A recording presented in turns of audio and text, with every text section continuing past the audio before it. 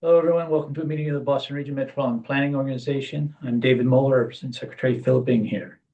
You are invited to participate in our transportation planning process, regardless of your race, color, national origin, including limited English proficiency, religion, creed, gender, ancestry, ethnicity, disability, age, sex, sexual orientation, gender identity or expression, veteran status, or background.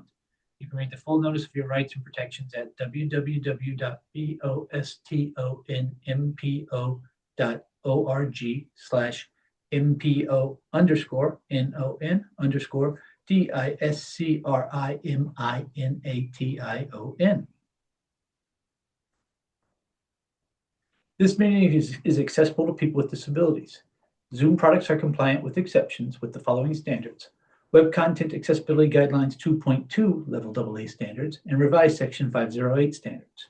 If you require any additional accommodations in order to participate fully in this meeting, or if you have any technical difficulties, please contact Ibu Kuraishi of the MPO staff at iquraishi@ctps.org or 857-702-3695 or via the chat box.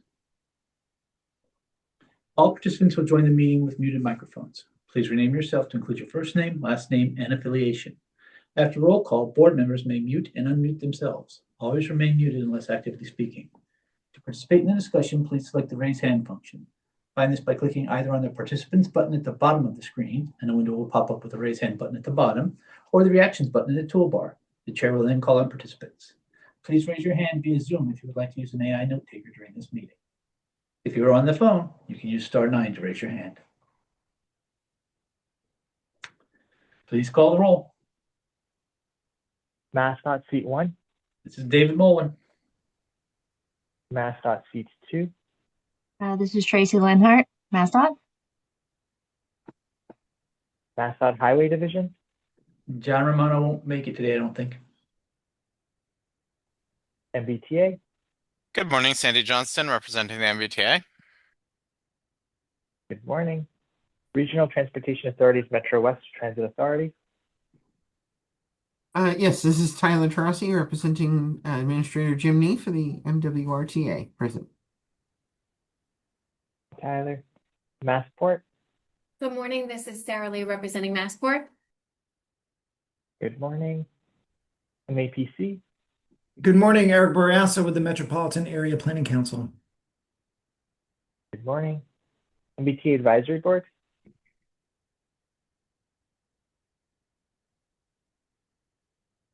Well, I am here. Oh, Brian Kane. Good morning, everyone. I'm not sure what's going on with my camera, but I am here and I'm delighted to be here. Thanks for having me. Morning and welcome, Brian. Advisory Council. Caitlin Melancholy, the Advisory Council. Hello. City of Boston seat 1. Jen Rowe, representing the City of Boston. Hello, Jen. City of Boston seat 2. Patrick Hoey, representing the City of Boston. Patrick. At-large City of Everett. Good morning, Jay Monty, representing Mayor Van Campen in the City of Everett. Morning. At-large City of Newton. Good morning, David Kozis, representing Mayor Mark Laredo in the City of Newton. Morning, David. At-large Town of Arlington. Leonard Diggins, representing Select Board Chair John Hurd. Town of Arlington, and not to be outdone by Mr. Kane. I'm delighted to be here too. Welcome, delighted to have you. At-large Town of Brookline.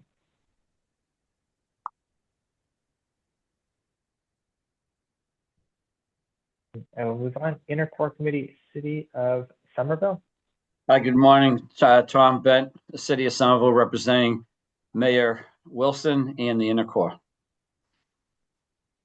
Morning, welcome. Minuteman Advisory Group on Interlocal Coordination, Town of Hull. Good morning, Megan Roach, Town of Lexington, representing Select Board Chair Jill Hay for the Magic Subregion. Good morning. North Shore, moving on. North Suburban Planning Council, Town of Burlington. Good morning. This is John Strauss, representing Jim Tigges, Select Board Chair of the Town of Burlington and the North Suburban Planning Council.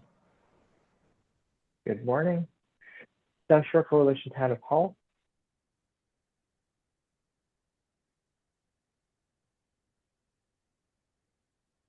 Moving to the next, Southwest Advisory Planning Committee, Town of Rentham.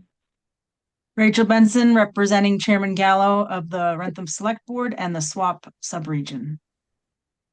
Welcome. Three Rivers Interlocal Council, Town of Norwood. Good morning, Tom O'Rourke from the town of Norwood, representing the Trick Subregion. Good morning. Federal Highway Administration. Anthony Jones here for Federal Highway Administration. Welcome, thank you. With that calls the roll, Mr. Chair. Thank you, Dave. Next item on the agenda is Chair's Report. I don't have one today, so we will go directly to the Executive Director's Report. Tegan? Thank you, David, and apologies to everyone for my congested voice. I'm recovering from a cold. But if you can go to the next slide, please. I do have a number of items for today, so bear with me, but there's some important stuff going on. Next slide, please. So as David mentioned in the prior chair's report, the House had released the Build America 250 Act. As he said at the time, it's still incredibly early in the process and there's much that can change. But I thought it made sense, and I'll explain in a moment, just to say a few things this morning about what that act is and what some of the prognosis is. Right now, there are plenty of predictions that there'll be an extension of the current bill or IIJA, maybe only for about 6 months or a year, given the election cycles and the available funding. But based on both a webinar that I attended last week and an AMPO board retreat that I attended this week, I just wanted to share with you all that there is a sense of cautious optimism in terms of how this is evolving. The Senate has yet to produce their own version of the bill, but the House version has sent some positive signals. And those include things like increased planning or PL funding, a reduced required local match for those funds, and more eligibility and greater flexibility for MPOs, for regions, and for locals. There is an indication that some discretionary programs that are important could be eliminated, but there's also indication that more funding could be shifted into formula dollars, like STBG funding, which is essential for multimodal investments. And there's also a signal in this bill, particularly to also preserve the Safe Streets and Roads for All funding, although perhaps more shifted into implementation rather than planning, as well as the PROTECT program. And it also signals an increase in the bridge formula funding with a set aside for locally owned bridges. So the optimism that I'm hearing right now that I wanted to share with you all is not only the specifics, which are reasonable, but again, can very much change. But it's more about the sense that there's been an incredibly strong and effective coalition of regional and local entities that have combined their voices to advocate for and achieve, at least in this version, not only additional funding for all, but also specifically greater access and flexibility of spending for municipalities and regions. And they're calling this version that came from the House a truly bipartisan bill that's been put forward. So if anybody wants to learn more, there is a detailed brief from AMPO that I can share, and it would be a better sense than my sort of attending the webinar and my notes would be. But I do just feel that in this time of fiscal strain and conservative budgeting that I know you all are experiencing, this example of kind of a step in a positive direction is at least some good news that I wanted to share. But again, much to come, and I'm happy to keep you posted as I learned things from the national scale. Next slide, please. So I have several staffing updates today, and the first one is quite significant. Next slide, please. So Annette Dempscher, our Director of Policy and Planning, is going to be retiring from the MPO staff at the end of July. Whether you all have interacted regularly with her or not, you are still likely aware of the deep institutional knowledge, the technical acumen, and the compassion that Annette has brought to her work with the MPO for decades. The teams that Annette oversees are really central to the work of this board. They bring forward many of the projects, the programs, and the materials that are really at the heart of the MPO's operations. And she has a deep commitment to equity and improving the lives of people across our region and has brought that commitment to her work every day. I just want to emphasize as well that, from my perspective, she's just been an essential member of the leadership team of the staff to the MPO. She's brought insight and critical thinking to major strategic efforts that we've been rolling out over the last 5 or 6 years, including multi-year planning, among others. And so with the chair's permission, I'd like to invite Annette to say a few words this morning. Of course. Annette, are you there? Can you unmute? Yes. Thank you, Tegan, for those very kind words and for making that announcement. It's incredibly bittersweet to stand before you today as I prepare for this next chapter. I look back and it's so hard to believe that my journey with this agency spans more than 21 years across 2 distinct stints, with the first beginning all the way back in 1988, showing my age here. But anyway, over that time, I've had the privilege of seeing our work from almost every single angle. I started out as a transit planner and later moved into leading our transportation equity and Title VI work, and then managed the former Transit Analysis and Planning Group, and finally serving in my current role as Director of Policy and Planning, where I lead our very dedicated MPO activities and MPO planning and policy teams. Needless to say, a tremendous amount has changed in this region and our industry since 1988. But throughout all those years of growth and evolution, I think one thing has remained constant, and that's the unwavering dedication of both this board and our staff to improving transportation in our region. I want to specifically emphasize my appreciation for our wonderful staff. Their passion, technical expertise, tireless hard work, and deep commitment to public service make the complex work we do possible every single day. It's been the ultimate privilege of my career to lead and collaborate with such a talented group of individuals. I believe that success in public service is dependent upon strong partnerships, and it has been a true privilege to witness what happens when a forward-thinking board and exceptional staff work hand in hand. I want to take this opportunity to thank you all for your partnership, your support, and your shared commitment to our mission. I'm incredibly proud of what we have accomplished together, and I look forward to watching you work together to continue to move our region forward. Thank you so much. Thank you, Annette. Good luck on your retirement. We'll miss you. Thank you.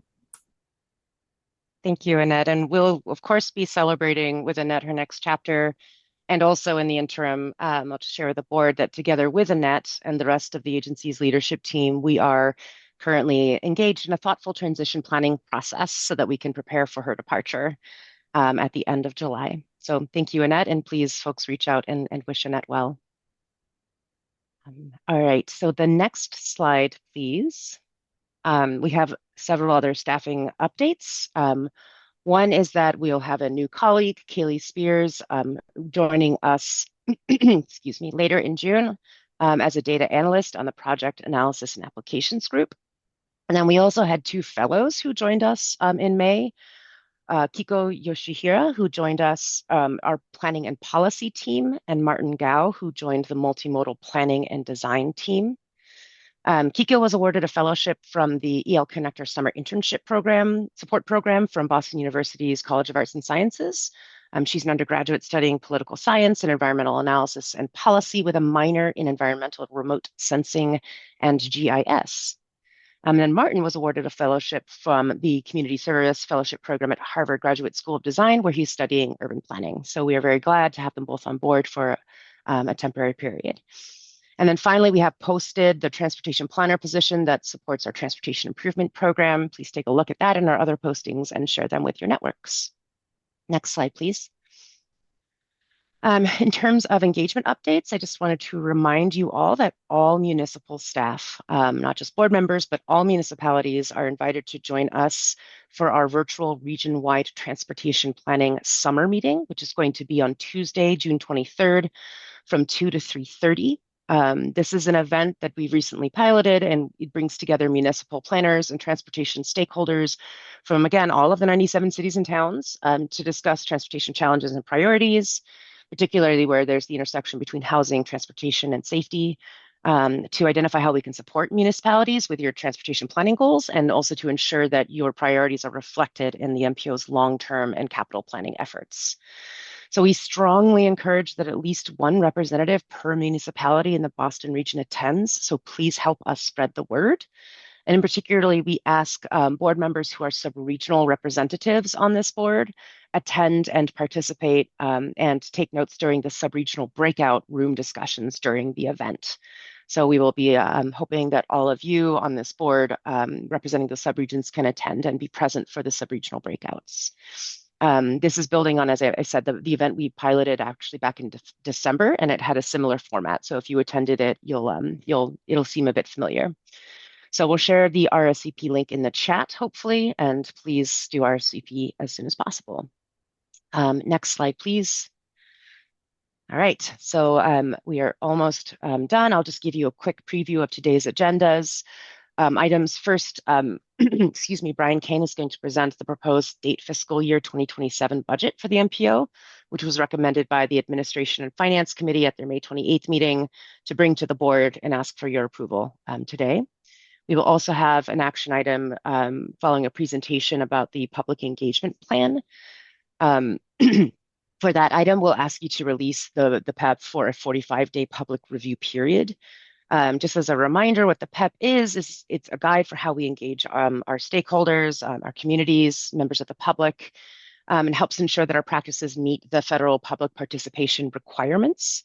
So Sean will talk about this particular update, which reflects how our engagement work has been evolving over the last few years, including the newer use of the International Association for Public Participation, or IAP2 framework for planning and evaluating engagement. And then it also clarifies our commitment to transparency, accessibility, and accountability in these public engagement processes. I think there's a question in the chat if staff can perhaps respond to Sandy's question about the participation in the prior event I mentioned. So then we'll ask you to endorse Amendment 5, which included cost changes focused on the statewide highway program, and then present to you for the first time Amendment 7 to the 26 to 30 tip for release for public comment. We will talk about what's in there, but it includes both the cost and scope reduction for Phase 1 of the Linfield Rail Trail, which is in our regional target program for 2026, as well as the removal of a bridge preservation project from the state highway program because it's being advanced with state rather than federal funds. Then with the UPWP, we will recap what we heard during the public comment period, and we will ask you then to endorse the work plan, should you so choose, which would go into effect October 1st. And then there will also be an adjustment to the federal fiscal year 2026 current UPWP, which is a typical thing we do each year around this time, where we propose several transfers between UPWP budget line items with a net zero overall impact, which we do after we've had a chance to analyze our spending patterns since the beginning of the fiscal year. Since it's an adjustment, it's not required to be federally approved, so pending your endorsement, it would go into effect immediately. Next slide, please. Lastly, I just want to flag that we've elected to cancel the July 2nd meeting. So we only have one meeting in July, and that will be on the 16th, and it will be virtual. And with that, Mr. Chair, I'm happy to turn it back for any questions. Thank you, Tegan. Any questions for Tegan? Seeing none. Next item on the agenda is public comment. Is there anyone from the public who would like to comment at this time? If so, please raise your hand. Seeing none, thank you. Next item is committee chairs reports. Are there any? Again, oh wait, Sam Taylor. Thank you, Mr. Chair. Just wanted to let everybody know that the Unified Planning Work Program Committee met last Thursday, June 11th, and the committee voted to recommend that the federal fiscal year 2026 UPWP Adjustment 1 be endorsed at today's MPO board meeting. And the committee also voted to recommend that the federal fiscal year 2027 UPWP document be endorsed at today's MPO board meeting. And that's all. Thank you. Thank you, Mr. Chair. Thank you. Thank you, Sam. Any questions for Sam? Seeing none. Any other committee chair reports? Okay, next item on our agenda is the Community Advisory Council report. Good morning. Thank you, Chair. The Advisory Council, the June meeting was held on June 8th, and we focused on the MPO's long-range transportation plan, The advisory council members received a short presentation from MPO staff Erin McGuire and Marty Milkovitz. Thank you all very much about the LRTP and the MPO's approach to scenario planning. And then we went into breakout groups, which I think were productive, where we spent the majority of the rest of the meeting brainstorming a list of potential forces that were around physical infrastructure and human health, technology, and unforeseen forces, to come up with the group of with the list of potential forces that will impact the future of our region's transportation system. And then this list of forces that we came up with will be developed and then tested by the modeling team at the MPO to evaluate the potential impacts and different factors. So overall, it was an incredibly productive meeting, and I would like to thank again Michaela and the team for their ongoing continued support. Thank you very much, and I'm excited to hear the report today on public engagement. Thank you, Chair. Thank you, Caitlin. Any questions for Caitlin? Seeing none, next item on the agenda is the approval of the minutes of May 21st. Can I get a motion and a second to approve the minutes, and please state your name when making the motion? Eric Barassa. Eric Barassa, I'll make a motion to approve the meeting minutes of May 21st. Brian Kane. It is perhaps one of life's great joys to second a motion made by Eric Barassa. So with that, I joyfully second that motion. Thank you. Motion having been made and seconded. Are there any comments, changes, questions, or suggestions? Seeing and hearing none, please call the roll. David Moeller, Yes. Tracy Leonard, Tracy, yes. Sandy Johnston, Sandy Johnston, yes. Tyler Tarasi, Tyler Tarasi, yes. Sarah Lee, Sarah Lee, yes. Eric Barassa, Eric Barassa, yes. Brian Kane, Kane, yes. Caitlin Allen Connolly, Abstain. Our vice chair was at the meeting. Thank you. thank you. Jen Rowe, Jen Rowe, yes. Patrick Hoey, Patrick Hoey, yes. Jay Monty, Jay Monty, yes. David Kosis, David Kosis, yes. Len Biggins, Biggins, yes. Tom Bent, Tom Bent, yes.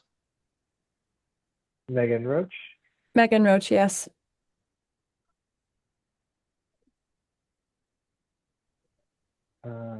Sorry, pardon me, just give me a moment, just searching for members who are present.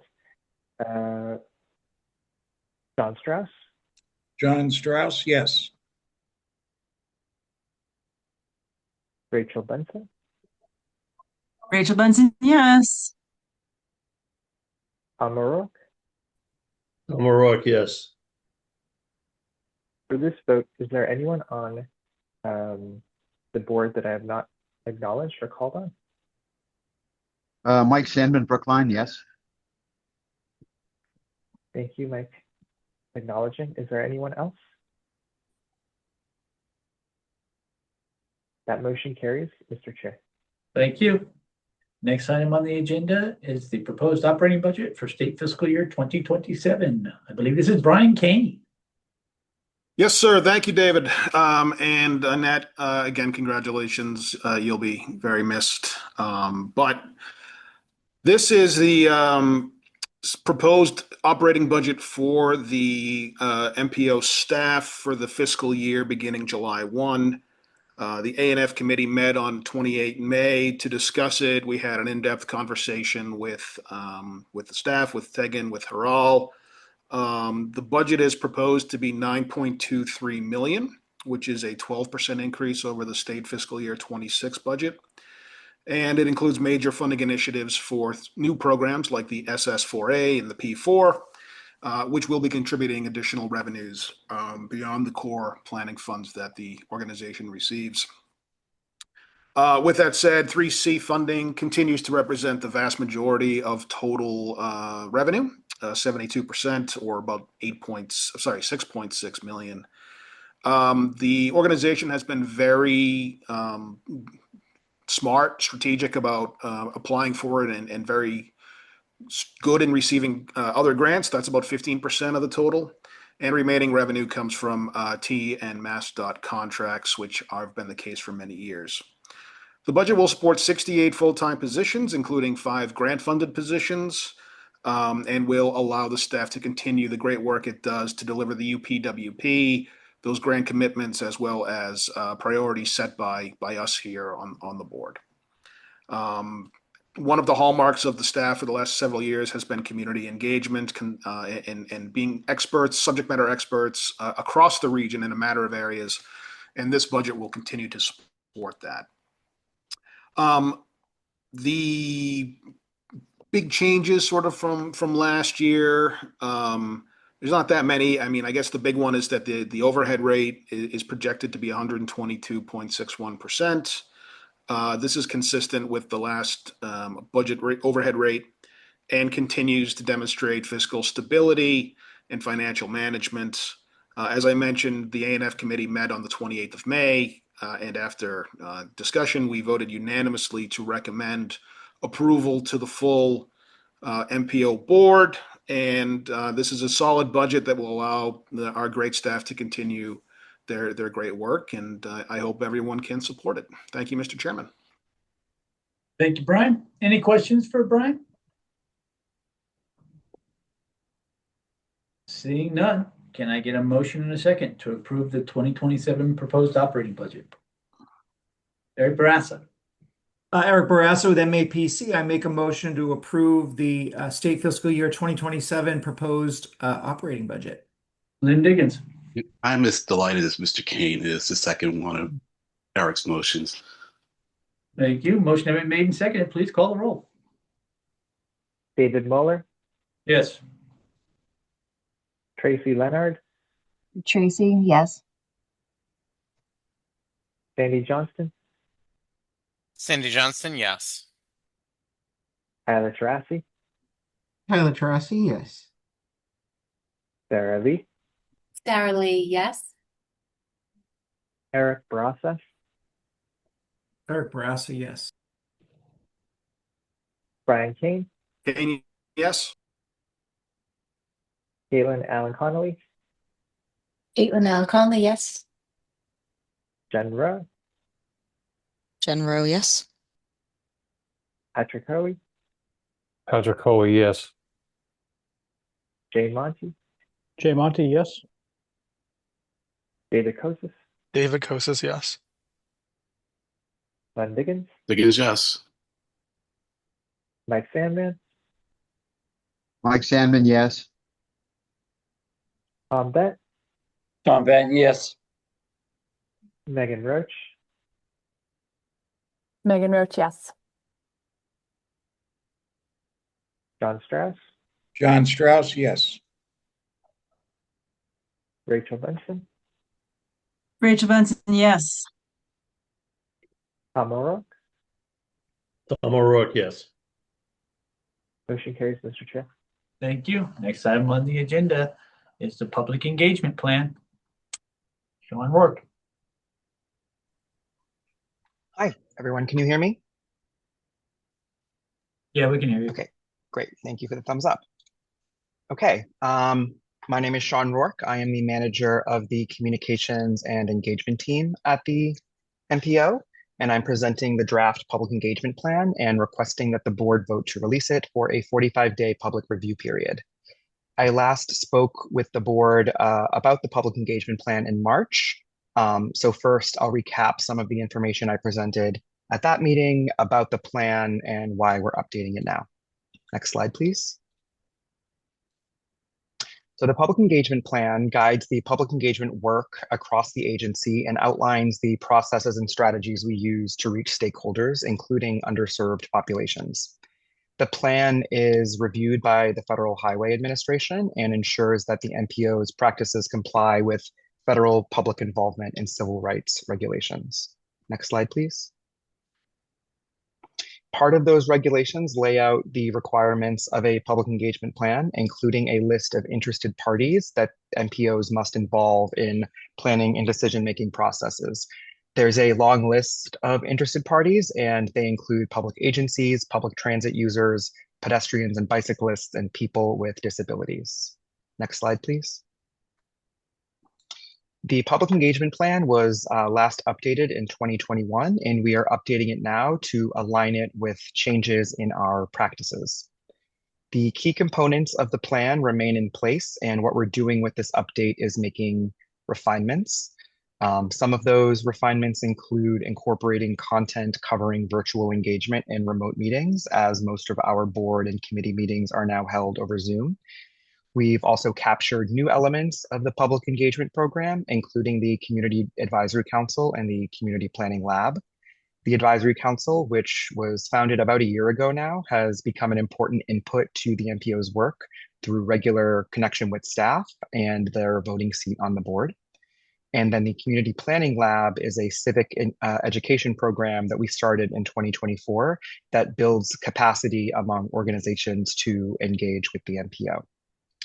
We've also, in the plan, documented evolutions in how we think about engagement, grounded in the International Association of Public Participation, or IAP2 framework. These extend to updates about how we track, evaluate, and report on engagement efforts, and how we respond to the geographic and thematic analysis of that data to help us adjust our efforts to reach certain populations or parts of the region that we're seeing we need to do more work in. And then finally, another aspect of the update is incorporating clarifications to policies around public review periods. Next slide, please.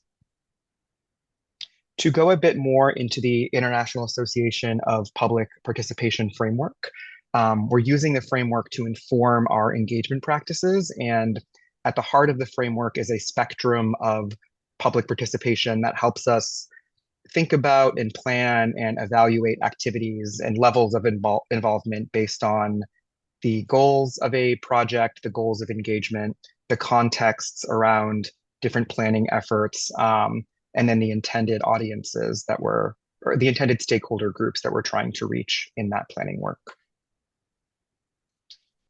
Basing our engagement in this framework ensures that our practice is grounded in meaningful and intentional efforts that close feedback loops, provide accommodations and resources to make engaging with the MPO easier, and involve the public at levels appropriate for the different types of work that we do.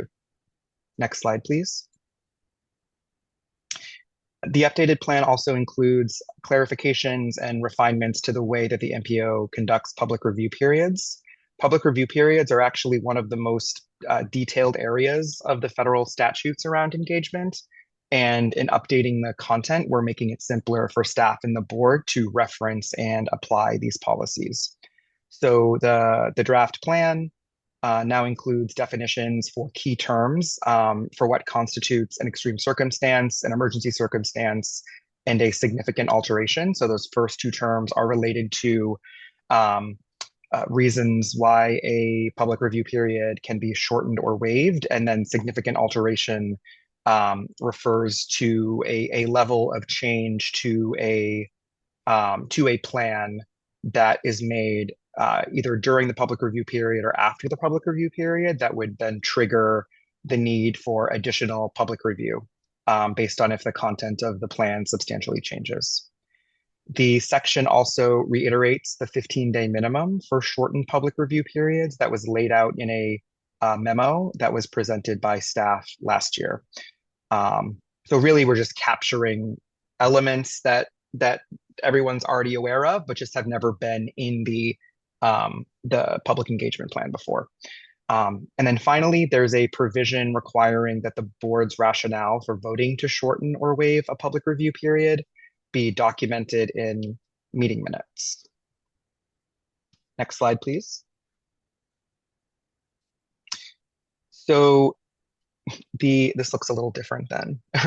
So updating the public engagement plan has been a thorough and intentional process.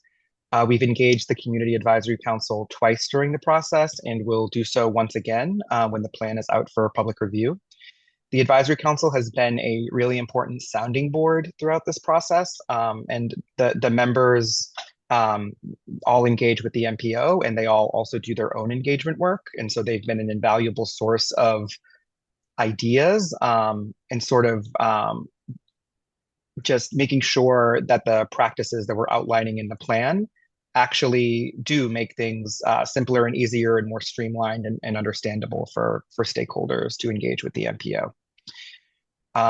So the plan is for the 45-day public review period to start on Monday, June 22nd, and then to conclude on August 6th. And then we will ask the board to endorse the plan on August 20th.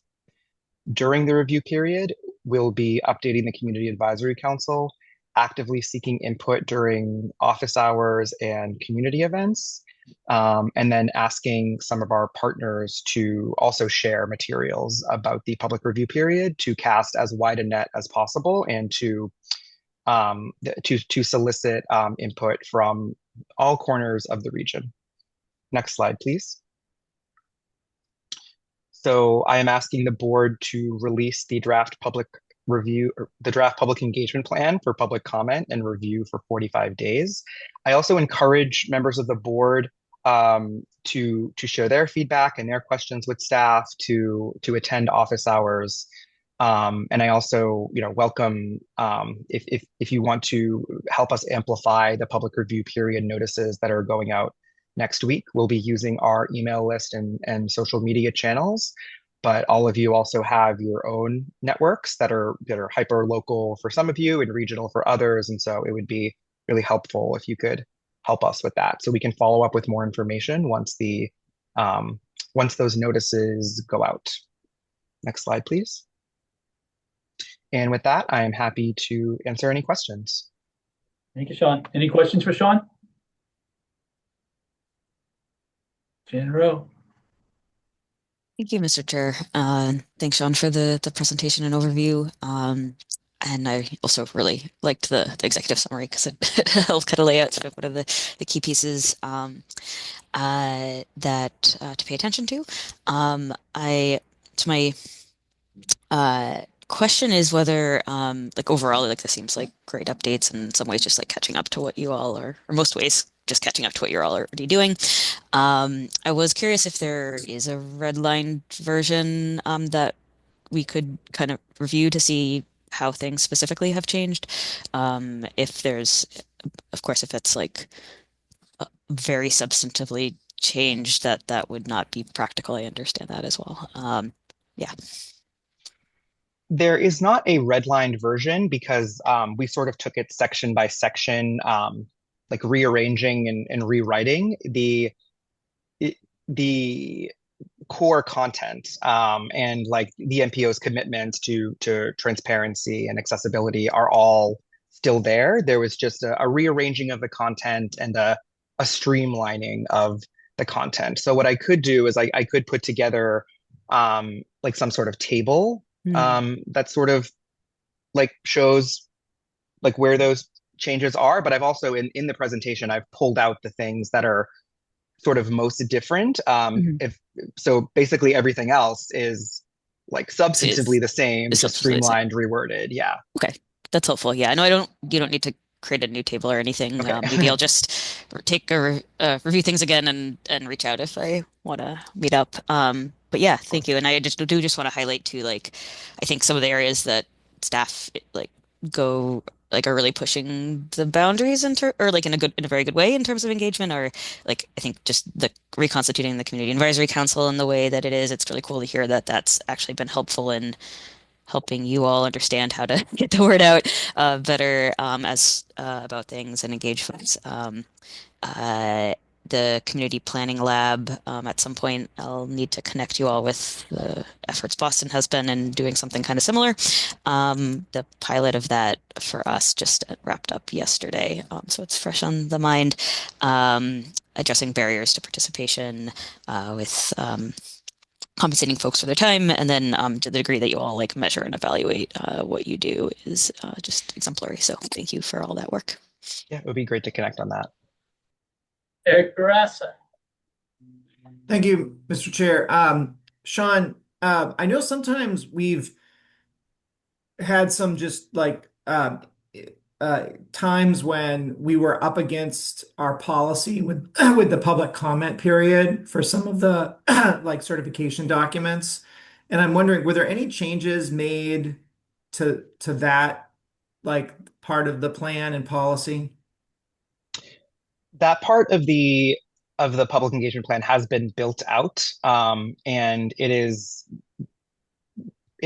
incorporating the policies that were laid out in the memo that I believe Annette presented last year, that were just clarifying, some of these things and some of these terms. What is new in terms of the content in the plan is that the definitions for extreme circumstances and emergency circumstances are now included in the plan, because there have been a couple instances where during meetings, it's like staff have had to go look in the federal statute and find those. So really, it's just making it easier to find those here. And then it is still up to the discretion of the board to vote to apply either of those definitions. And now the plan includes a provision for capturing what the rationale is in the minutes, just out of sake of transparency, and also so staff can communicate that when there are questions about why a public review period was either shortened or waived. Great. Okay. Thank you. Lynn Diggins. Thank you, Mr. Chair. I have a bunch of questions, and you can give me very short answers, Sean. If I want more information, I'll come back for it. And I'll try and meet at one of your sessions. It's just going to be a really busy July for me. But first, I want to say that the update to the public review period section is really good. It's good to have everything in one place there with the rationale laid out. And I'm great that this plan will have a 45-day period review. So I'm going to kind of work from bottom to top. In section 3, in measurement evaluation, clearly the website is one important element of communication, but do you evaluate the effectiveness of the website? For example, the click-throughs from the homepage, where people are going, which pages are accessed more, how people are accessing the site? We do not currently do that. The platform that we use right now doesn't have metrics at that sort of level of like reliability. Okay. In like a future iteration of the website, we will have more of those types of stats available to us, and it also may be possible to filter out some of the staff usage of the website, which really brings a lot of like noise into the data. But that's something we've been thinking about as another input to these metrics. Yeah, like my use of the site. Yes, I guess I should say staff and the board's use of the site. Although some board members are also stakeholders that are included in this. Yeah, I hear you. Okay, great, thanks. On 3.1.1, page 23, you talk about reach and participation. I was a little confused by this section, because you see, for me, reach is it's kind of like the number of types of things, entities, meetings, organizations you can reach. Participation is like how many people participate. So like everything under the reach of participation to me seems like it's more participation. Whereas I'm trying to get a sense of like what would be like the denominator, like the number of organizations, the number of meetings that they're having, that you could reach, and so there's no real sense of that here, and so I just point that out as something I think would be helpful in order to determine the extent to which you are doing effective. Well, effective is the wrong word, but the extent to which you're doing the outreach, or reaching the people that are potentially reachable. Did that make sense? It got a little mumbled up. No, I think I'm following you. But there are different elements to how we determine, how good of a job we're doing in terms of reach. I think one of those is we know we by any sort of like demographic or geographic measure. We know what completely proportional outreach would look like, based on any of those factors. And then we also have a requirement, and it's built into our values, to do additional outreach to underserved communities, historically excluded communities and populations. And so it's a combination, I would say, of the quantitative and the qualitative, knowing that we can't reach everyone and go everywhere. But I think it's sort of a matter of partially comparing against the overall profile of the region. Gotcha. Okay. And then also not like turning up any opportunities to go deeper in an area where we already maybe have done enough. Like if, depending on the availability of our resources, it might still be a great idea to go deeper there. I understand your rationale. And that makes sense. Okay, great. Section 2.7, page 20, you talk about the financial compensation. Do you have a sense of its effectiveness? Yes, we have found it to be very effective. It's sort of it's been a best practice for a while now, but then in certain state and federal guidelines that have been published in the last 3, 4, or 5 years, it's really like broken into the mainstream of including like just as an allowable use of federal funds. And so we've found it to be very effective. It makes it a lot easier for these community-based organizations to say yes. It's no longer as much of a consideration of the value of their time when we are providing compensation at a level that is comparable to the hourly value of the time of an executive director or a policy staffer. And then on the individual level, it's easier to get the attention of sort of like person on the street style conversations and interviews when you're offering a small amount of compensation for their time. So we've found it very effective. All right. Well, it would be good, if you could document that, somehow. I know it's hard to do like the experiment, the controlled experiment, to prove that, but it would be good if you could document that. That's in some way, and maybe it could be a footnote, in the next iteration of the plan, because on its face, I get it, but like I said, it'd be good to have some evidence, and I understand that it's becoming increasingly popular to do it, and I support it. I definitely support it, but I want to be able to defend it to someone who's skeptical about it too. So that's why I asked for that. So, all right, look, 2.4, the board game, and the complete streets that teaches about capital funding processes and less participation design in using various complete street elements. That's intriguing. I went looking for it. Is that something that you only show, in when you go to like meetings or in the public forums? So the board game. So we designed a version of this ourselves for the 2024 Community Planning Lab, where participants held the role of a fictionalized member of the board, and then played a game that taught about the trade-offs of putting together the TIP and about project funding. And then the next year, AMPO put out a much more like elegantly designed and probably better logicked out economically balanced version of a very similar game. And so we purchased 2 sets of those, and we're planning to use them in the upcoming community planning lab. It's a good educational tool for how the capital planning process works and why you can't fund everything, and why there are and how to make those trade-offs, and how those trade-offs are made when there's a finite amount of project funding.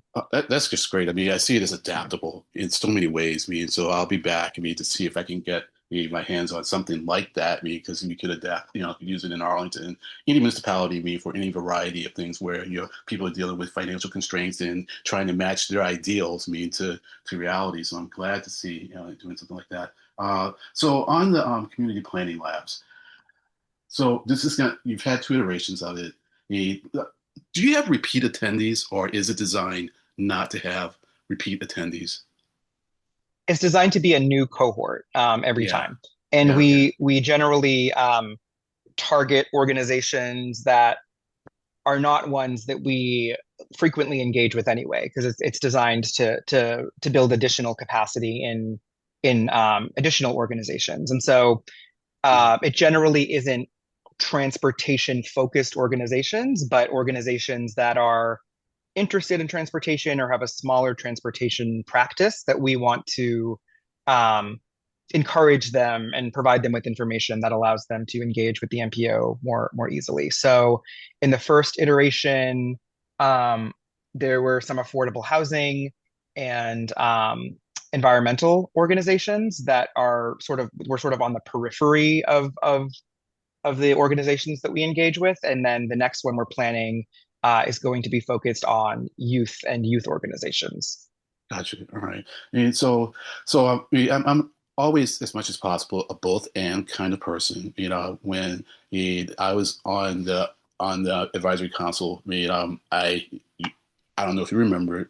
Certainly first before you remember how much I was pushing for kind of a kind of MPO university type program where you would really train, kind of build a pool of people who are really informed, like deeply informed of how the MPO and regional transportation works. And for me, that required me taking someone through a multi-year program, because transportation is hard. It's very complex. To me, it's like the medical industry, or medical field. So like, it takes a long time, to really, understand the intricacies of it. And I think, in order to get people who can really function at a high level, the MPO has to show a real commitment, to the organizations, but also the individuals in those organizations, and help them really learn the process. So I would encourage us to do something like that.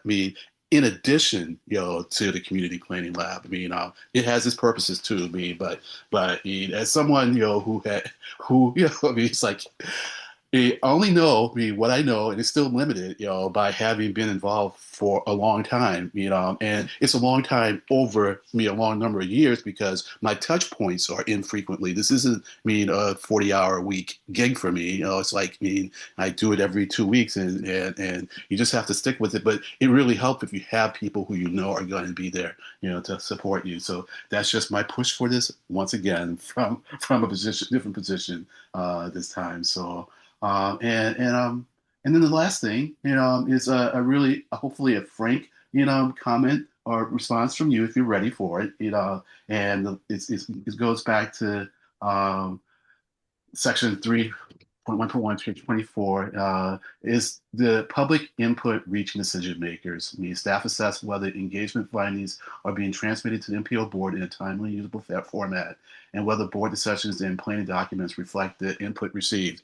Do you think we as board are making good use of this input that you're providing people with the ability to give and giving to us in I think a great way on the dashboard?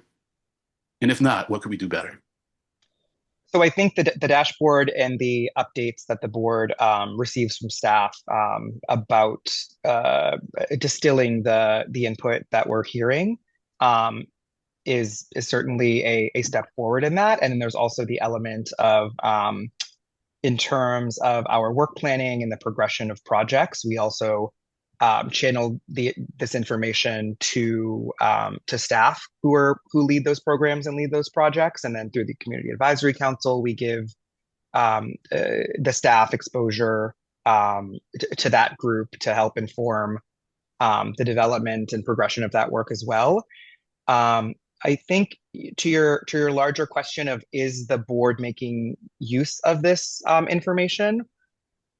I think that the goal is always to ensure that it's being heard and considered. Going back to the IAP2 spectrum, there are different levels of appropriateness of involvement and like level of responsibility over decision making between the board and between other groups of stakeholders, and those aren't always going to be the same across every type of planning or every type of decision. But I think that is the next step in this process, is seeing where those connections are being made, and then importantly communicating back to the members of the public and the stakeholders we're hearing from, where we can see how their input is being used or considered in decision making. So I don't think that work is ever done. I think as long as we are progressing, we're heading in the right direction. But that is something that the public engagement program thinks a lot about, and I hope the board, thinks about too. Well, thank you. Thank you very much. I'll be happy to support this again. Thanks, Len. John Strauss. Thanks, David. Thanks, Sean. That was a great presentation. And I just want to say that public engagement is definitely necessary. And I'd like to put in a little plug for more municipal engagement. I had the occasion to sit in front of the select board in Burlington. We're talking about the Middlesex Turnpike Extension Project, which we want to bring that particular stretch of roadway by the Burlington Mall into alignment with Vision Zero. And I just did some of the forward thinking that you see here at the MPO, and they wanted to talk about bike lanes on Cambridge Street. So I think it's very important that everybody sort of gets together and understands a little bit about where we are today and where the future is. And so when you, I think that game, I'd love to see them play that game. But anyway, I just wanted to get that in. That don't forget about the select boards and some of these places in the suburban towns. Thanks. Thank you, John. Any other questions? Seeing none, can I get a motion and a second to release this for a 45-day public review process? Please state your name for the record when making the motion. Lynn Diggins. Leonard Diggins makes a motion to release the public engagement plan for a 45-day review period. Jan Rowe. Jen Rowe, I will second Lynn's motion. Motion has been made and seconded. Please call the roll. David Moeller, Yes. Tracy Leonard, Tracy, yes. Sandy Johnston, Sandy Johnston, yes. Tyler Tarasi, Tyler Tarasi, yes. Sarah Lee,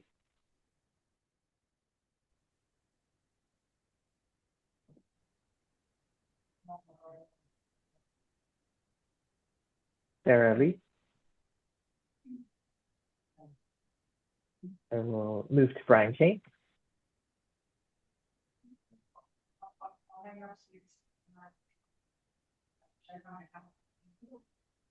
Caitlin Allen Connolly, Caitlin Allen Conley, yes. Eric Barassa, Eric Barassa, yes.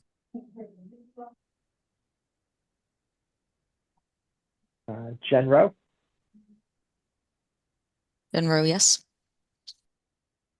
Patrick Hoey, Patrick Hoey, yes. Jay Monty, Jay Monty, yes. David Kozis,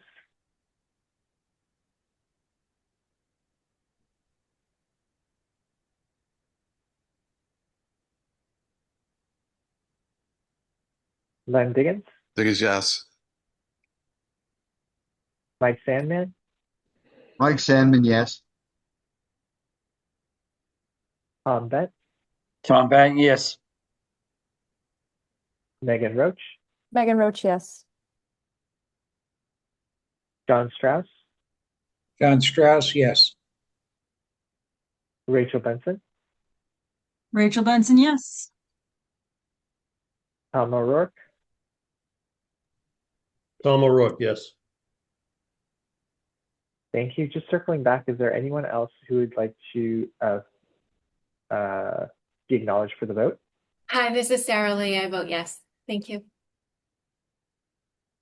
Hey, Sarah, is there anyone else?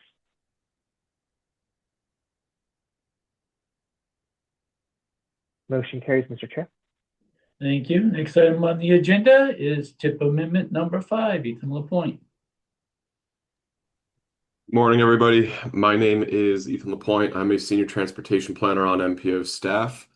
This first presentation I have this morning is Amendment 5 to the Federal Fiscal Years 2026 to 30 Transportation Improvement Program, or TIP.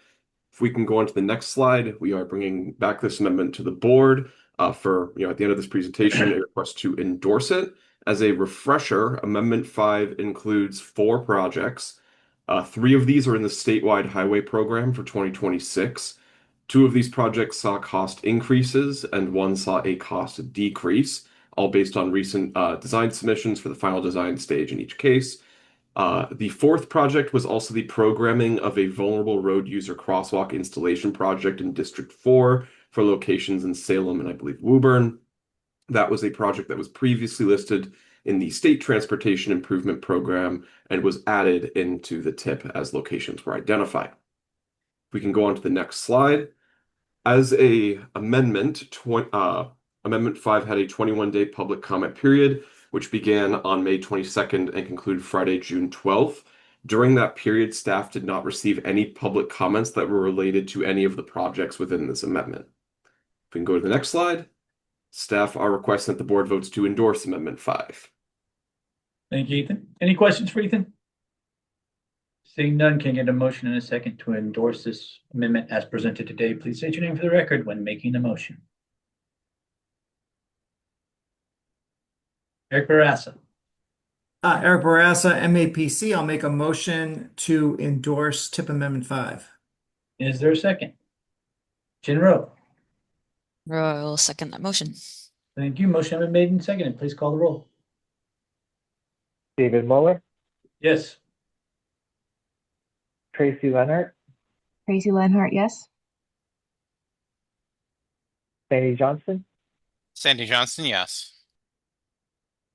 Tyler Terasi, Tyler Terasi, yes. Sarah Lee, Sarah Lee, yes. Eric Barassa, Barassa, yes.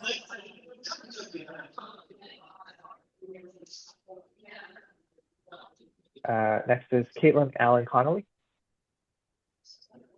Caitlin Allen Conley, yes. Jen Rowe,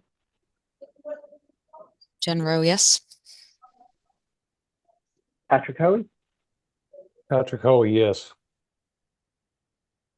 Jay Monty, Jay Monty, yes. David Kozis,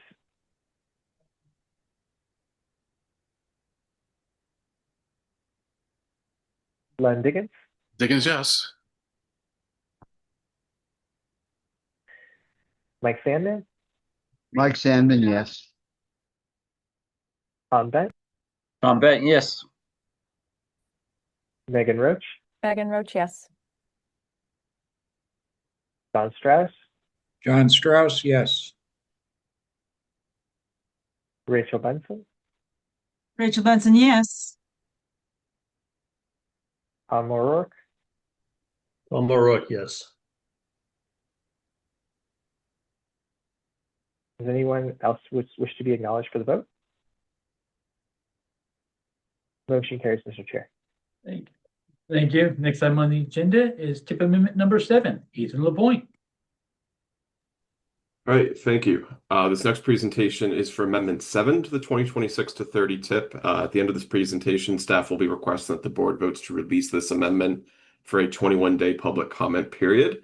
If we can go on to the next slide, there are 2 projects that are included in Amendment 7.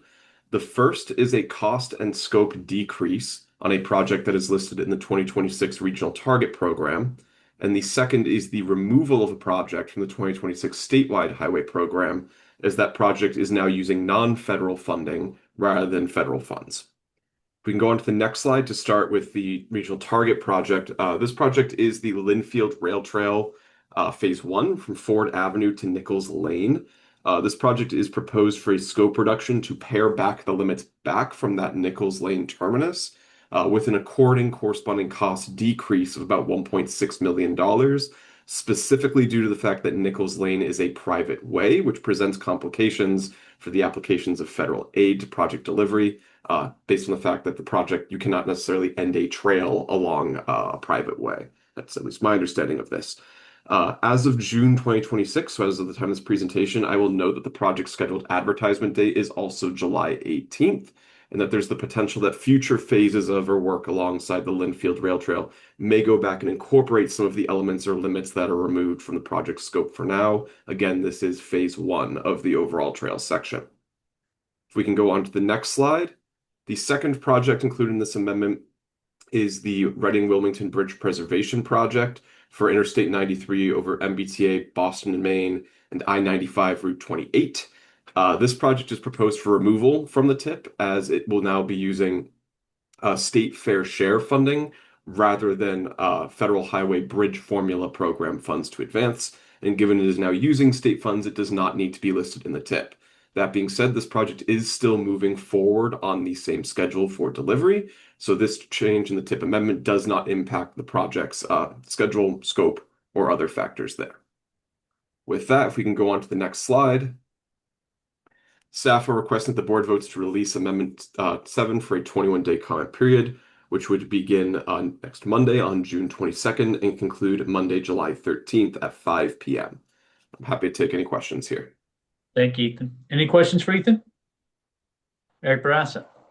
Hi, Ethan. Thank you. I am familiar with the Linfield Trail project and the Nichols Way issues.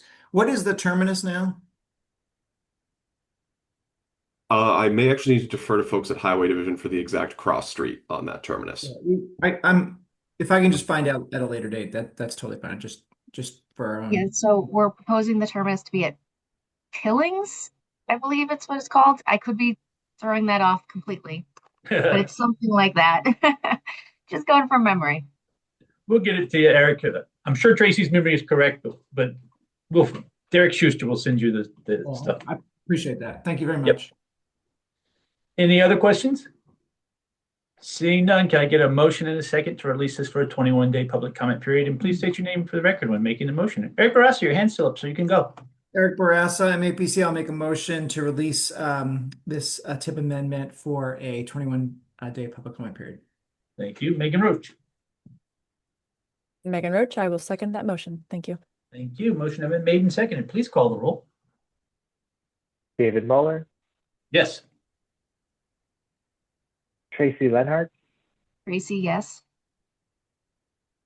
Sandy Johnston, Sandy Johnston, yes. Tyler Terrassi, Tyler Terrassi, yes. Sarah Lee, Sarah Lee, yes. Eric Barassa, Eric Barassa, yes. Caitlin Allen Connolly, Caitlin Allen Conley, yes. Jen Rowe, Jen Rowe, yes. Patrick Coey, Patrick Hoey, yes. Jay Monty, Jay Monty, yes. David Kozis, Glenn Diggins, Diggins, yes. Mike Sandman, Mike Sandman, yes. Tom Bent, Tom Bent, yes. Megan Roach, Megan Roach, yes. John Strauss, John Strauss, yes. Rachel Benson, Rachel Benson, yes. and Tom O'Rourke. Tom O'Rourke, yes. Motion carries, Mr. Chair. Thank you. Next item on the agenda is the FY27 Unified Planning Work Program. Olivia Secochi. Thank you. Hi, everyone. My name is Olivia Sakosha. I'm the program manager for the Unified Planning Work Program. And today, first, I'll be discussing the 2027 Unified Planning Work Program, which is the MPO's upcoming work plan that is set to go into effect at the beginning of the next federal fiscal year, which begins on October 1. The MPO recently conducted a 21-day public comment period on the draft 2027 UPWP. That concluded on May 29th, and we received 2 comments during that time, which I'll go over shortly. But before I do that, I just wanted to briefly explain that the 21-day public comment period is a period of time where, of course, we gather input on the draft document. However, we also welcome input from the public in various stages of the UPWP development at board meetings, UPWP committee meetings, and community advisory council meetings. With that, we can go on to the next slide and I'll discuss the first comment that we received. This comment overall expressed the desire for the MPO to gather and analyze data on micromobility usage in our region. For example, analyzing the amount of micromobility devices on high trafficked paths and lanes, the average speed of micromobility devices, and the usage of e-bikes versus scooters for food delivery services. So overall, staff agree that this is an important topic to study, and there are some ways the MPO can conduct this work in the future. We are planning to add to the description of our micromobility action plan, which is a project we plan to begin in the next federal fiscal year. This plan overall looks at emerging trends in transportation, and we plan to highlight micromobility as an area of focus within that plan. And I also wanted to note that there are a number of other projects that will be carried out by our state and local partners that, of course, the MPO works closely with. The Commonwealth Special Commission on Micromobility has recommended a vehicle classification system that will help clarify which types of micromobility devices should be allowed on which facilities. This commission also recommended that MassDOT develop a study on how micromobility is used in commercial settings, particularly in food delivery. So as this work advances, we plan to work closely with our local partners. If we go to this next slide, please. This second comment was a letter of support from the MBTA Rider Oversight Committee. This letter expressed support for the discrete studies that were chosen to be included in the next work plan, and also expressed the desire to fund more discrete studies in the future if possible. In the letter, the group also expressed their continued and strong support for the Transit Working Group. So first, I just wanted to acknowledge the part about discrete studies. We as staff have and will continue to find ways to incorporate discrete type studies into our ongoing program work. So that is something that we will continue to do next year and in the future as well. We also look to fund discrete study ideas through other means outside of our annual budget, such as requesting access to and matching funds for deobligated PL funds, or through funds that for other or miscellaneous reasons weren't accessed in prior years. I also wanted to just touch upon the Transit Working Group. For those who are a little bit less familiar with this group, this is something that the MPO convenes. It essentially provides an opportunity for regional transit authorities, transportation management associations, and municipalities that operate their own transit services to come together, share resources, and collaborate. And in 2027, the Transit Working Group will focus on a project that directly addresses coordination gaps in the regional transit network, and also addresses the challenges of coordinating services. So we, as staff, are excited to engage the Transit Working Group in this type of work in the near future. If we go to the next slide, before opening up to a discussion, I just wanted to briefly go over some of the changes that we made to the draft, to the 2027 UPWP during this comment period. The majority of changes were very minor changes to the document. We simply were correcting some typos and formatting issues. I did want to note that we provided a bit more detail on our direct costs and overhead rate, which can be found in chapters 5 and 7, respectively. This additional detail is something that our federal partners have requested we include in our UPWP. We met with them a few months ago to go over some new guidance on UPWP content. So that is why we added this additional detail. And if we go to the next slide, I'm happy to open it up for discussion. And after, staff requests that the board vote to endorse the FFY 2027 UPWP. Thank you. Okay, Olivia. Any questions for Olivia? See, Lynn Diggins. Yeah, thank you, Mr. Chair. I kind of forgot to say this at the last EPWP meeting, but then part of it I was going to say at this meeting, anyways, because it really doesn't involve the board, and it's more of a process issue than anything else.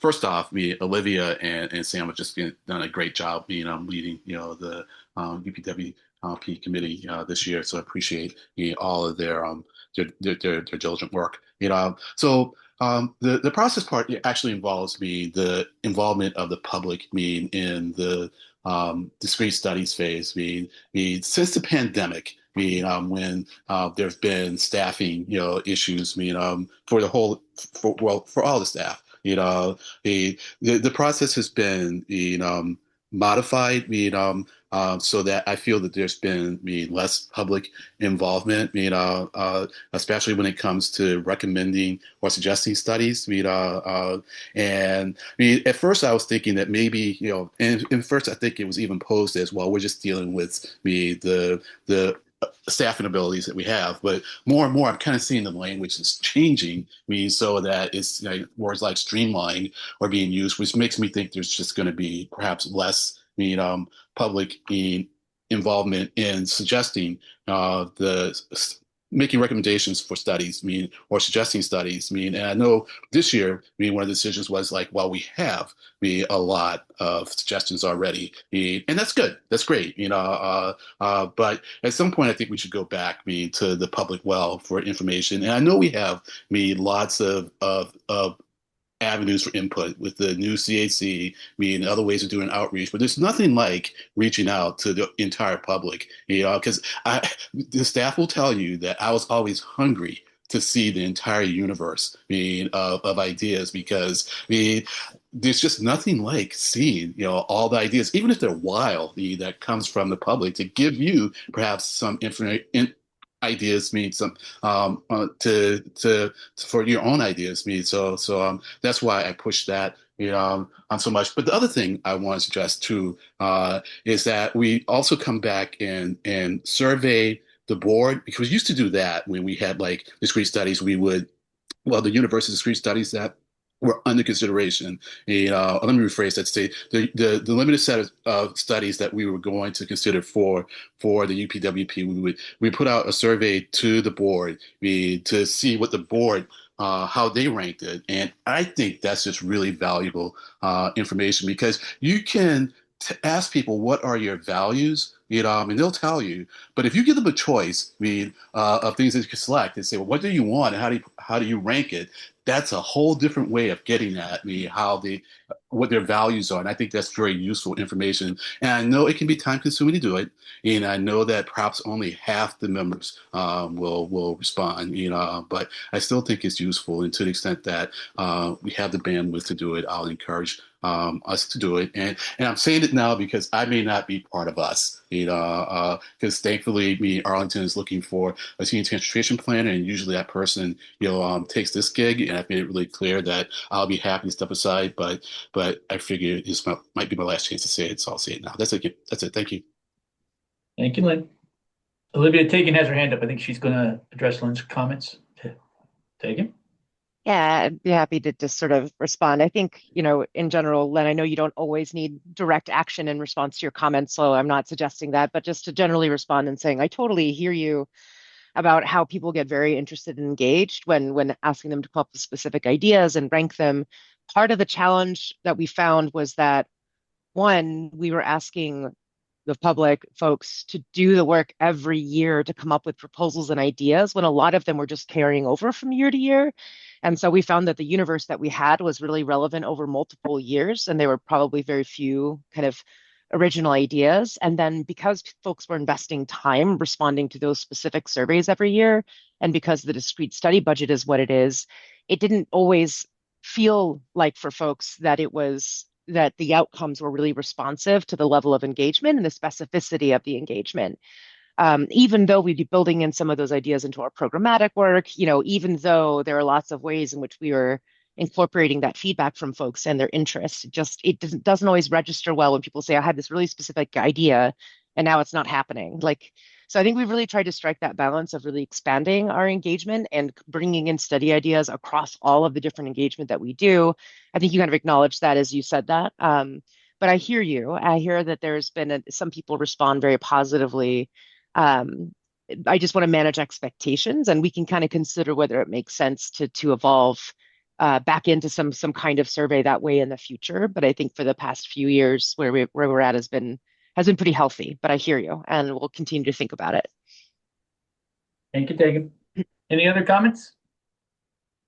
Seeing none, can I get a motion to endorse the FY27 UPWP as presented today? And please state your name for the record. Eric Barassa. Eric Barraza, I'll make a motion to endorse the federal fiscal year 2027 Unified Planning Work Program as presented today. Lynn Diggins. I am sincerely delighted to second Eric's motion. Thank you. Motion has been made and seconded. Please call the roll. David Muller, Yes.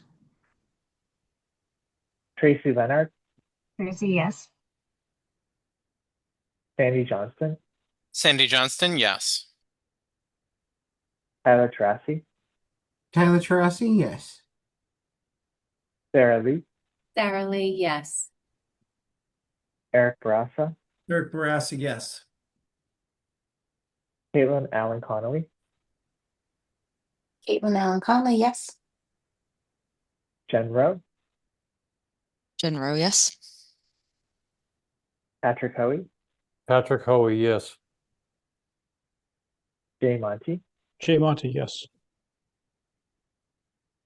Len Diggins, Diggins, yes. Mike Sandman, Mike Sandman, yes. Tom Bent, Tom Benton, yes.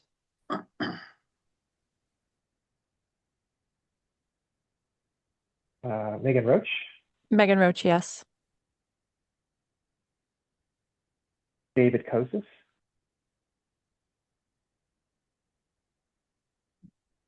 John Strauss, John Strauss, yes. Rachel Benson, Rachel Benson, yes. Tom O'Rourke. Tom O'Rourke, yes. Motion carries, Mr. Chair. Thank you. Tegan, you have your hand up?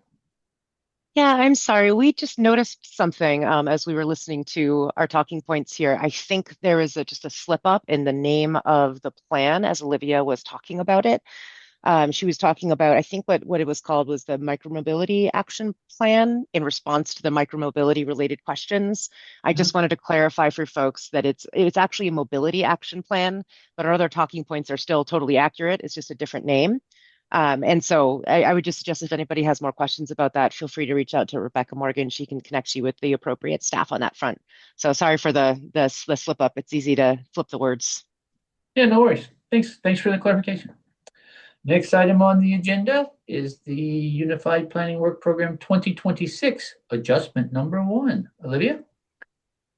Thank you. Yeah, so I'll also be presenting today adjustment 1 to the FFY 2026 UPWP. This is our current work plan that's in effect now. And this adjustment consists of budget transfers between several UPWP line items. Before getting into the specifics of this adjustment, I wanted to just provide a little bit more information about adjustments just for some general context here. So we can move on to, yes, perfect, thank you. So the UPWP can undergo 3 types of changes, which we explain within the document itself. Those are administrative modifications, adjustments, and amendments. Next slide, please. So today we'll be talking about adjustments, and these types of changes are triggered when we make budget transfers between UPWP tasks that are less than 25% of the overall task budget. Some of you may recall, sometimes we make amendments to the UPWP around this time of the year, and amendments are made to the UPWP when we make budget transfers that are greater than 25% of the overall task budget. However, this year, all of our proposed transfers are under that 25% threshold, which is why we are proposing an adjustment today. Adjustments must be presented to the UPWP committee and endorsed by the MPO board. However, unlike amendments, adjustments don't require federal approval, so adjustments go into effect the day they are endorsed by the full board. Adjustments also don't require a public review period due to these changes being less significant in nature. Next slide, please. So like I mentioned, adjustment 1 to the FFY 2026 UPWP consists of a few budget transfers for several UPWP line items. This is the first proposed change that we've made to the document this year. As you likely know, the UPWP is the MPO's annual work plan. It describes the tasks that staff will execute in the upcoming federal fiscal year, as well as the budgets associated with those tasks. And we typically propose budget changes to the current work plan around this time of the year, after we've had the time to analyze our spending patterns during the first 3 quarters of the year. And we typically modify our budget for 2 reasons. The first being staff turnover. We typically have staff vacancies for a brief period during the year due to the time it takes to recruit and onboard new personnel, and this might then require a decrease in certain program budgets. The second reason is just more generally, our program needs may evolve since we first draft the work plan, so we adjust our budgets if more or less staff time is needed to complete certain tasks for the remainder of the year. The important thing to note is that these reallocations result in a net zero impact on the overall UPWP budget. We're simply just transferring the funds between different UPWP line items. And if we go to the next slide, I'll now explain the proposed budget changes. So on this slide, we're looking at now, we have 4 UPWP line items listed, and these budgets will have a decrease, and these are all actually due to staff vacancies at some point during the year. The performance-based planning and programming budget will decrease by $20,000. The general graphics budget will decrease by $25,000. The data program budget will decrease by $14,000. And the transportation improvement program budget will decrease by $15,000. And if we move on to the next slide, we have 3 UPWP line items that will increase in budget. Next slide, please. Thank you. So starting with the regional model enhancement, that budget will increase by $32,000 to support a number of projects, one being developing a post-pandemic scenario for TDM 23, which is the current travel demand model. It will also go towards developing TDM 28, which is the next major iteration of the model. And it will also go towards advancing TDM-X, which is a newer exploratory model that the MPO will be working on. The freight planning program budget will increase by $30,000, and this is due to additional work needed to complete the freight action plan and an update to the critical urban freight corridor designations. And lastly, the professional development line item will increase by $12,000, and this will support our staff time at conferences for the remainder of the federal fiscal year. And as you can tell with the bottom line here, the overall change in budget between these 2 slides is 0. And we can move on to the next slide, please. So, of course, we're happy to answer any questions folks may have about any of these budget changes. And after a discussion, staff requests that the board vote to endorse adjustment 1 to the FFY 2026 UPWP as it is presented today. Thank you. Thank you. Questions? Seeing none, can I get a motion in a second to approve this adjustment as presented today? Eric Barassa. Make another motion. Eric Barassa, MAPC. I'll make a motion to approve the FFY 2026 UPWP adjustment 1. Tom Bent. Thank you, Mr. Chair. I'll second Eric's motion. Thank you. Motion has been made and seconded. Please call the roll. David Muller. Yeah, sure. Yes. Sorry. Yes. All right. Tracy Leonard. Yes. Sandy Johnston. Sandy Johnston, yes. Heather Tracy. Heather Tracy, yes. Sarah Lee, Sarah Lee, yes. Eric Barassa, Eric Barassi, yes. Caitlin Allen Connolly, Caitlin Allen Conley, yes. Jen Rowe, Ben Rowe, yes. Patrick Hoey, Patrick Hoey, yes. Jay Monty, Jay Monty, yes. Len Diggins, An enthusiastic yes. Diggins. Mike Sandman, Mike Sandman, yes. Tom Bent, Tom Bent, yes. Megan Roach, Megan Roach, yes. John Strauss, John Strauss, yes. Rachel Benson, Rachel Benson, yes. and Tom O'Rourke. Tom O'Rourke, yes. This motion carries, Mr. Chair. Thank you. Next item on the agenda is member items. Are there any items to come before the MPO today? David Oh, Kosis. so sorry, David. Oh. You didn't get his vote? I'm sorry. David, would you like to be acknowledged for the last vote?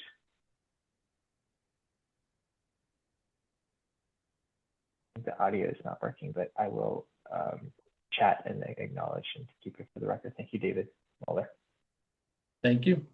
Next item on the agenda is member items. Are there any to come before the MPO today? Please raise your hand if you have any. Seeing none, can I get a motion and a second to adjourn? And please state your name for the record when making the motion. Lynn Diggins. Diggins makes the motion to adjourn. Tom Bent. I'll second that motion, Mr. Chair. Any objections? Seeing none, without objection, we are adjourned. Thank you all very much.